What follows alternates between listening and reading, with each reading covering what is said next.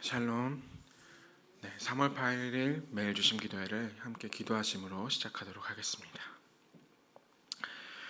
사랑의 주님, 우리를 향한 주님의 사랑이 한이 없음에 감사를 드립니다. 우리 주님께서는 온 만물을 사랑하시어 당신의 백성들로 하여금 사랑을 온 세상에 흘러가게 하시기를 원하시는 분이심을 고백합니다. 주님의 그 큰 사랑으로 우리는 용서받았고 주님으로 받은 용서로 말미암아 오늘도 이 아침 주님의 은혜를 누립니다. 우리는 주님이 없이는 화해할 수 없습니다. 우리들 안에 있는 막힌 담을 허물어 주시옵소서. 특별히 가정 가운데 무너지지 않을 것만 같은 장벽이 둘러싸여 있는 주님의 가정들이 있습니다. 계속해서 경쟁할 수밖에 없는 세상의 질서와 학업의 시스템 속에서 당신의 자녀들이 심한 방황과 갈등을 겪습니다. 세상이 강요하는 완벽주의와 약육강식의 사슬이 우리의 아들과 딸들을 모질게 괴롭힙니다. 주께서 은혜를 허락하시어 이들 가운데 괜찮다라는 그 말을 허락하시옵소서. 우리 아이들의 눈에는 인생의 지표가 숫자에 머물고 숫자에 그칠지 모르지만 하나님의 말씀은 인생이 결코 숫자에 머물지 않을 것임을 말씀하시니 우리 아이들의 삶과 그 가치관이 단지 숫자에 머물지 않고 더 사랑받고 더 사랑하는 그러한 아이들로 자라나게 하시옵소서. 3월이라는 개학의 달이 이제 일주일 정도 지났습니다. 아직은 익숙치 않은 새 학교, 새 학년의 시간들 가운데 우리 아이들에게 좋은 친구, 인생을 함께 헤쳐나가며 이야기하고 의지할 수 있을 만한 좋은 것들을 소개시켜 주시고 연결시켜 주시옵소서. 그러한 친구들을 학교에서 만나고 또 우리 교회에서 함께 만나 같이 예배드리고 신앙 안에 자라갈 수 있도록 주님께서 도와주시옵소서. 그러한 믿음의 훈련을 통해 우리 아이들 한 명 한 명이 생명을 살리고 세우는데 귀하게 쓰임받는 아이들로 자라나게 하시옵소서. 이를 지켜보고 있는 부모들과 조부모님들을 위해 기도합니다. 하나님 잘 아시지요? 얼마나 노심초사 걱정하는지, 때로는 너무나 무기력해서 주님께 엎드릴 수밖에 없는 그 마음을 아시지요. 주님, 이들이 주께 당신의 자녀를 맡기오니 돌보아 주시고 안심할 수 있는 위로의 마음을 허락하시옵소서. 고갈되지 않도록 하시고 사실은 너희도 나의 사랑하는 자녀다 라고 하시는 주님의 말씀을 듣게 하시옵소서. 무엇보다 주께 간절히 기도하는 아이들이 아픈 가정들이 있습니다. 자녀의 아픔을 본다는 것, 세상에 그 어떤 고통스러운 장면이 있을까요? 주님, 부디 자비를 베풀어 주시옵소서. 긍휼히 여기시어 우리 아이들이 잘 회복할 수 있도록 행복한 미소와 웃음을 잃지 않도록 주여 치료하여 주시옵소서. 이 아침 주님의 어린 양들을 위해 기도하였습니다. 기도 들어주시옵소서. 이제 말씀 가운데로 나아갑니다. 말씀 속에서 기도하게 하시고 기도 속에서 주의 음성을 듣는 시간이 되게 하시옵소서. 예수 그리스도의 이름으로 기도합니다. 아멘. 이 아침 우리가 함께 읽은 말씀은 마태복음 18장 11절에서 20절의 말씀입니다. 마태복음 18장 11절에서 20절의 말씀을 저와 여러분이 교독하며 읽도록 하겠습니다. 너희 생각에는 어떠하냐? 만일 어떤 사람이 양 100마리가 있는데 그 중에 하나가 길을 잃었으면 그 99마리를 산에 두고 가서 길 잃은 양을 찾지 않겠느냐? 진실로 너희에게 이르노니 만일 찾으면 길을 잃지 아니한 99마리보다 이것을 더 기뻐하리라. 이와 같이 이 작은 자 중에 하나라도 잃는 것은 하늘에 계신 너희 아버지의 뜻이 아니니라. 내 형제가 죄를 범하거든 가서 너와 그 사람과만 상대하여 권고하라. 만일 들으면 내가 내 형제를 얻은 것이요 만일 듣지 않거든 한두 사람을 데리고 가서 두세 증인의 입으로 말마다 확증하게 하라. 만일 그들의 말도 듣지 않거든 교회에 말하고 교회의 말도 듣지 않거든 이방인과 세리와 같이 여기라. 진실로 너희에게 이르노니 무엇이든지 너희가 땅에서 매면 하늘에서도 매일 것이요 무엇이든지 땅에서 풀면 하늘에서도 풀리리라. 진실로 다시 너희에게 이르노니 너희 중에 두 사람이 땅에서 합심하여 무엇이든지 구하면 하늘에 계신 내 아버지께서 그들을 위하여 이루게 하시리니라. 함께 읽겠습니다. 두세 사람이 내 이름으로 모인 곳에는 나도 그들 중에 있느니라. 아멘. 네, 샬롬. 네, 이 아침 여러분과 함께 말씀을 나누게 되어서 참 반갑고 좋습니다. 오늘도 우리는 예수님의 그 말씀 가운데로 초대되었습니다. 오늘 말씀에 초대되어서 함께 나누는 이 이야기는 예수님의 비유 이야기입니다. 예수님은 항상 비유로 말씀하시기를 즐겨합니다. 예수님의 비유는 참 특별합니다. 우리에게 주시는 귀하디 귀한 선물 상자와 같습니다. 어찌 보면 황금보다도 더 귀한 선물 상자라고 할 수 있습니다. 제가 한창 아이들을 가르칠 때에는 이 비유 이야기들을 보통 황금색으로 칠해진 상자에 담곤 했었습니다. 사실 아이들은 그 금이 얼마나 귀한지를 잘 모릅니다. 요즘같이 안전한 것이 없다고 할 때 금값이 얼마나 오른 것을 보게 되면은 금과 같은 안전자산이 어디 있을까라고 생각이 들긴 합니다. 그런데 그 금보다 귀한 것이 그 상자에 들어있다라고 할 때에는 그 이야기가, 그 말씀이 얼마나 귀한 것인가라고 생각을 하게 됩니다. 또 오늘날 어떤 사람들은 특정한 브랜드의 어떤 명품들의 가방, 그 쇼핑백이나 아니면은 상자 같은 거를 모으곤 한다고 합니다. 왜냐하면 그 상자 안에는 항상 더 비싸고 좋은 것들이 들어있다는 생각을 하기 때문에 많은 사람들은 그런 상자나 쇼핑백을 모아서 내가 그것을 가지고 다닌다면 내가 그러한 귀중한 것들을 갖고 있다라고 생각하곤 한다고 합니다. 그런데 여기 여러분에게 도착한 선물 상자는 어쩌면 그 금이나 명품 브랜드의 상자보다는 더 귀한 것이 담겨져 있는 것이 있는 상자가 도착했습니다. 하지만 여러분, 그러한 명품 상자나 아니면 금으로 된 상자가 열리지 않는다면, 그것을 알맹이를 취하지 않는다면 우리에게 어떠한 의미가 있을까요? 예수님의 말씀 또한 그러합니다. 우리에게 정말 귀하디 귀한 상자가 도착했지만 여러분이 마음을 열어서 그 귀한 선물을 받지 않는다면, 결국 그 껍데기만을 취한다면 그것을 우리에게 준 하나님의 마음을 받지 않는 것이 됩니다. 오늘 예수님께서는 여러분에게 정말로 정성스럽고 좋은 상자로 말씀을 쏴주셨습니다. 그 선물의 이름은 길 잃은 어린 양 한 마리 비유입니다. 이제 이 선물을 여는 것은 여러분의 몫입니다. 하나님께서 주시는 말씀의 선물을 받을 준비가 되셨나요?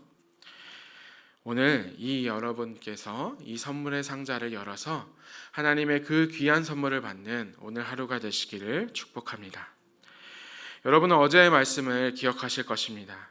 천국에서, 하나님 나라에서 우리네 삶의 맥락에서는 그 삶의 질서를 천국의 하나님 나라에 대입할 수 없다라고 말씀하셨습니다. 그래서 우리는 돌이켜야 한다라고 말씀하셨죠. 오늘 하나님께서 주시는 이 선물의 맥락은 바로 이곳으로부터 시작합니다. 삶을 돌이켜 작은 자를 실족하게 하지 않는 예수 그리스도의 그 마음을 따르는 것이 주님께서 우리에게 알려주시는 길이라는 사실을 우리에게 알려주셨습니다. 그러한 방향에서 오늘 예수님께서는 비유의 말씀을 들려주셨습니다. 어떤 사람에게는 양 100마리가 있었습니다. 그 중에 단 한 마리가 길을 잃었습니다. 목자는 한창 양을 끌고 가던 산 중턱에서 이를 알아차렸습니다. 그리고 어떻게 했을까요? 고민하지 않고 그 한 마리를 찾아서 길을 떠났습니다. 어떤 이들은 이렇게 묻습니다. 목자가 너무한 것 아니냐고요. 나머지 99마리의 양은 도대체 어떻게 하냐고 묻습니다. 저는 이 질문이 잘못되었다고 생각하지 않습니다. 우리가 질문하고 하나님께 궁금해하는 것 자체가 하나님께서 초대하신 이 비유의 상자를 여는 것이라고 생각하시면 좋겠습니다. 우리에게 이 비유로 말씀하신 까닭은 우리로 하여금 걸려서 넘어지게 하려는 것이 아니라 하나님께서 여기서 멈춰서 잘 생각해서 그 안으로 들어오라는 초대를 하고 계시기 때문입니다. 그래서 계속해서 질문을 해보면 도대체 이 나머지 99마리는 어떻게 해야 합니까? 라고 하나님께 묻게 됩니다. 나머지 99마리는 산에서 늑대에게 잡아먹히든 아니면 지나가던 다른 목동이 이들을 취해서 데려가든 하나님께서는 이 목자는 아무것도 상관하지 않는단 말입니까? 라고 질문을 하게 됩니다. 이 질문을 갖게 된다면 오늘 여러분들은 좋은 선물을 받게 되실 것입니다. 자, 다시 질문으로 계속 돌아가 보면 오늘날 사람들은 18세기에 공리주의라는 이론을 잘 알고 있습니다. 이 말은 조금은 어렵지만 뜻은 쉽습니다. 최대 다수의 최대의 행복을 원하는 사회, 이것이 바로 공리주의입니다. 그러니까 행복한 사람들이 많으면 많을수록 사회가 정의롭고 행복한 사람들이 정말 많을수록 이 사회가 공정하다라고 생각하는 게 이 공리주의입니다. 이러한 사상은 오늘날의 민주주의의 근간이 되었고 모두가 아시다시피 오늘날에도 더 많은 사람들이 만족하고 행복해할 수 있도록 사회의 행복이 커져갈 수 있도록 다수의 입장을 공동체가 최우선시해야 하는 공동선으로 보는 개념들을 갖게 되었습니다. 그래서 우리의 이러한 가치관으로 볼 때는 99마리가 행복하다면 사실 한 마리의 양이 불행한 것은 어찌 보면은 오늘날의 입장에서는 공정하고 정의롭다라고 생각할 수도 있습니다. 이것이 바로 오늘날 우리가 생각하는 그러한 사고방식입니다. 저도 그렇지만 대부분의 사람들이 이러한 마음을 갖게 됩니다. 하지만 예수님께서는 분명하게 말씀하십니다. 12절의 말씀을 함께 읽겠습니다. 너희 생각에는 어떠하냐? 만일 어떤 사람이 양 100마리가 있는데 그 중에 하나가 길을 잃었으면 그 99마리를 산에 두고 가서 길 잃은 양을 찾지 않겠느냐? 너희들의 생각은 어떻겠냐고 제자들에게 묻습니다. 그 다음 말씀하십니다. 길을 잃은 양 한 마리를 위해서 그 목자는 길을 떠나지 않겠느냐라고 말이죠. 어찌 보면 예수님께서는 제자들에게 질문을 하는 것 같지만 사실 질문이 아닙니다. 우리의 생각과 부딪히는 그 지점에서 하나님께서는 말씀하십니다. 참된 목자는 길 잃은 양 한 마리를 위해서 주저하지 않고 길을 떠난다. 실족하여 잃어버린 영혼을 위해서 그 길을 나설 것이다 라고 말합니다.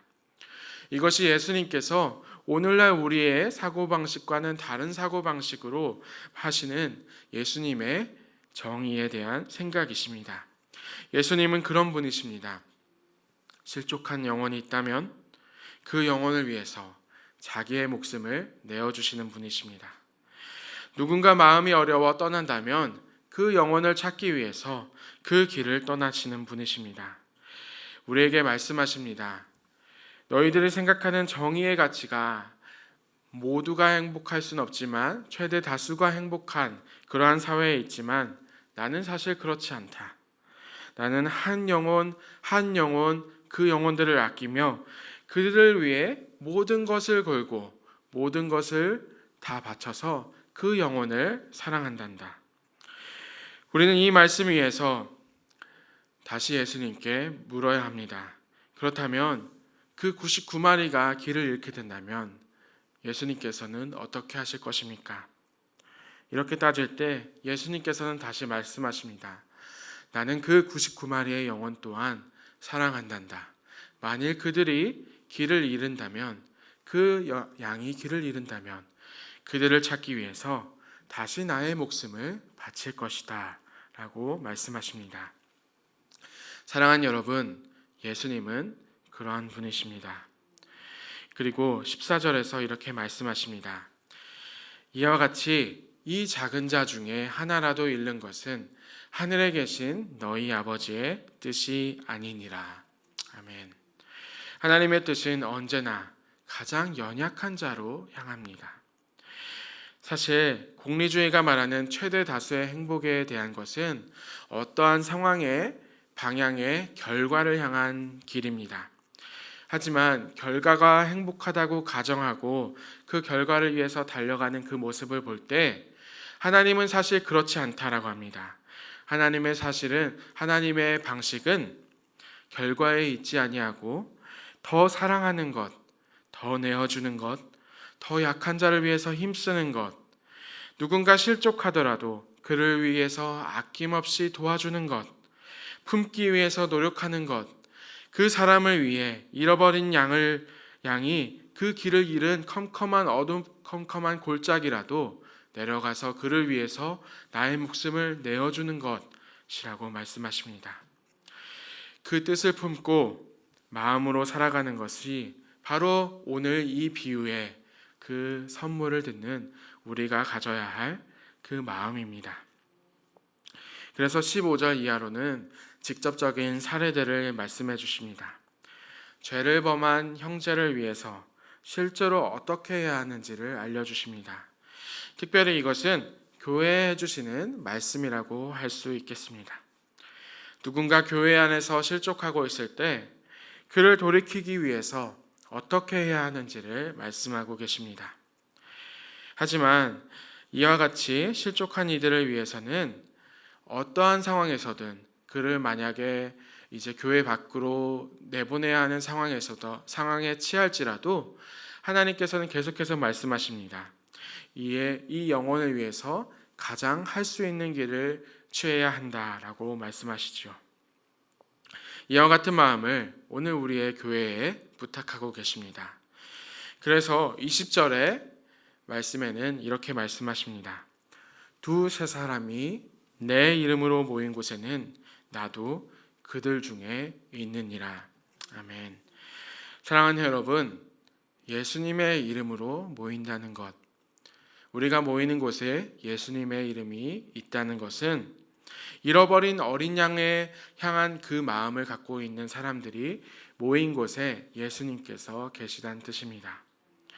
그러한 사람들이 모이는 곳이 바로 여러분이 함께 모이는 이 자리, 이 공동체, 우리 교회가 돼야 할 줄로 믿습니다. 오늘 이 아침 함께 기도하면 좋겠습니다. 우리가 예수님의 그 마음을 닮아서 잃어버린 어린 양을 향한 마음을 품게 해달라고 말이죠. 그 마음을 품는 공동체가 되게 해달라고 함께 기도하겠습니다. 그리고 또한 내가 잃어버린 양이 될 때 나를 건져주실 예수 그리스도의 마음이, 예수 그리스도의 공동체가 바로 이곳이 되게 해달라고 함께 기도하는 오늘 아침이 되기를 주님의 이름으로 소망합니다. 함께 기도하시겠습니다. 주님, 이 아침 주님께서 주시는 귀한 선물 상자를 눈앞에 두었습니다. 이제 그것을 열고 황금보다 귀한 주님의 말씀으로 살고자 합니다.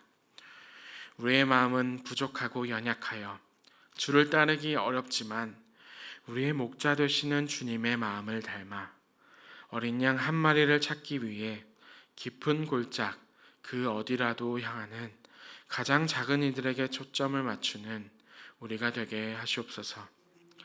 이 아침 주님을 닮기를 원합니다. 무엇보다 이 공동체, 우리 사랑하는 높은 뜻 덕소교회가 그 마음을 닮아 주님의 이름이 이 안에 있는 공동체 되게 하시옵소서. 살아계신 예수 그리스도의 이름으로 기도합니다. 아멘. 이제 다 함께 그 주님의 마음을 쫓는 함께 기도하는 이 시간이 되면 좋겠습니다.